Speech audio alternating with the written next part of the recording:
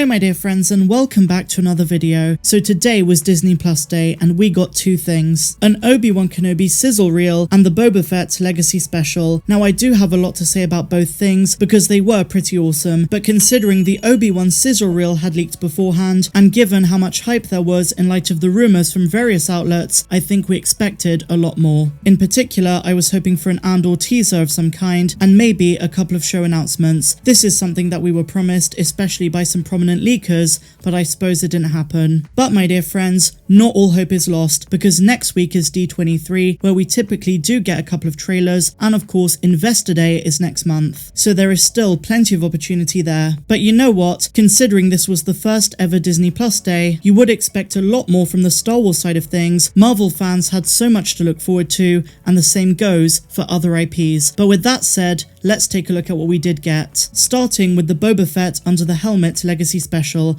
I absolutely loved it. I thought it was a fitting tribute to such an iconic character who is getting his own spin-off next month. One major highlight of course was the fact that they got George Lucas involved, and he spoke about what the character means to the fans and also how the idea of Boba Fett started in the first place. One gripe I had with the special is that Mark Anthony Austin was not mentioned at all, in spite of them mentioning every single other major actor who's portrayed Boba in the past. But as a short documentary special, I highly recommend it. If you love Boba Fett just as much as I do, go check it out. But let's talk about the big one, Obi-Wan Kenobi. As I say, we were hoping for a proper teaser with actual footage, but instead we got a behind the scenes sizzle reel. It leaked yesterday, but it's now public. I was going to make a video about it yesterday, but it turns out that Disney was striking down all the channels who showed any of the footage. As I say, I was a little bit disappointed that we didn't get anything else for Obi-Wan, especially after all the hype from sources who said there was going to be actual trailer footage. But I do not want to sound ungrateful because the sizzle reel was very interesting in and of itself. It's only a matter of time until we get an actual teaser, maybe at D23 or sometime earlier next year, considering it's supposed to drop in the early half of 2022,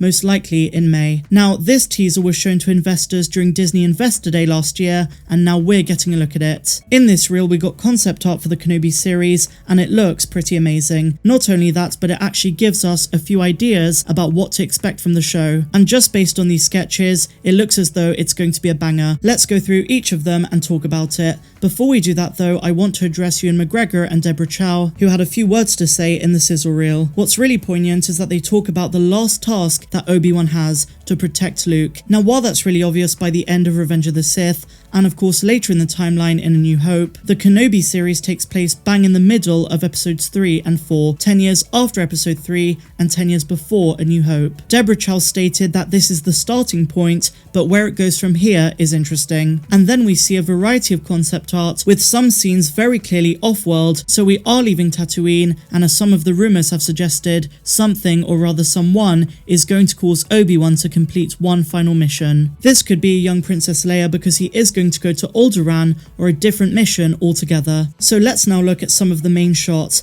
We start with the ones that include Darth Vader, someone Deborah Chow made a huge deal about, and for obvious reasons. Hayden Christensen is back, he's such an iconic character, and this is the rematch of the century. In one amazing shot, he's in his castle on Mustafar, but interestingly enough, he has an epic throne, and he's looking at a hologram of a lone figure. And we also have confirmation that Obi-Wan and Vader are going to meet in the flesh and fight. Something perhaps very controversial among some fans, but as long as they can make it work and stick with continuity, I'm happy. Now, this epic shot is very reminiscent of the Battle of the Heroes on Mustafar in episode 3, but Vader is in his suit this time, and Obi-Wan is holding a desperate stance. In this sizzle reel, we also see how fit Ewan McGregor is, and he's kept up with the lightsaber training. Again, this shot, if they actually use it, confirms the leaked scene details of a rematch on Mustafar, something making Star Wars mentioned in a previous stream. Next up, we have a tame yet still magnificent shot of Obi-Wan on Tatooine riding an EOP, kind of like he did at the end of episode 3,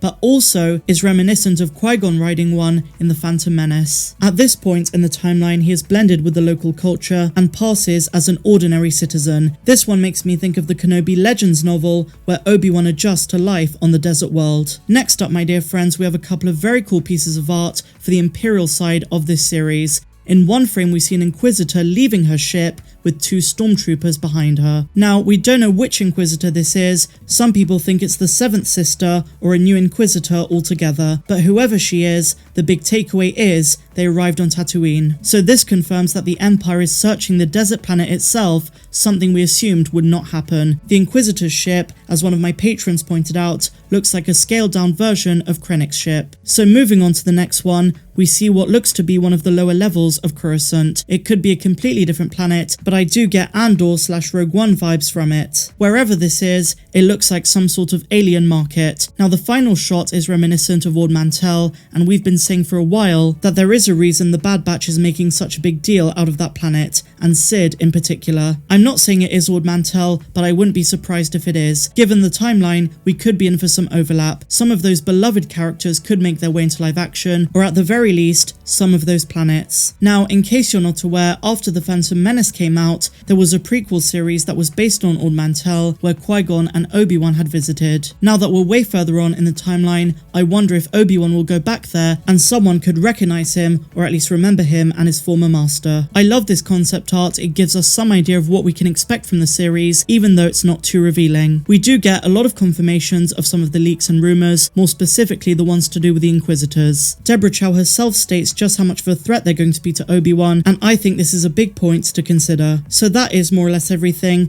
and you know what? All in all, whatever you made of today, I'm hyped. I think we would all be way more excited if the Kenobi teaser had not leaked beforehand, because as I say, these pieces of concept art are very impressive. Everyone was excited last night, and I wish that would have been today. Maybe they did have a teaser waiting, but they didn't release it because of the leaked sizzle reel. But that, my friends, is pretty much everything we have. Let me know your thoughts in the comments down below. What did you make of Disney Plus Day? Were you expecting more, as we inevitably all were, or were you one of the people who is satisfied and thinks we should be more grateful? I want to know what you have to say in the comments down below. As Boba Fett says, please speak freely. If you enjoyed this video, guys, please give me a big fat thumbs up, subscribe to the channel if you're brand new, and a massive welcome if you are, and tomorrow it's back to regular videos. The reason I'm posting so late today is mainly because we didn't know what was coming on Disney Plus Day, and I did want to wait a little bit more. May the Force be with you all. I'm Star Wars Meg, and I'm wishing you a phenomenal rest of the day, no matter where you dwell in the galaxy. Have a good one.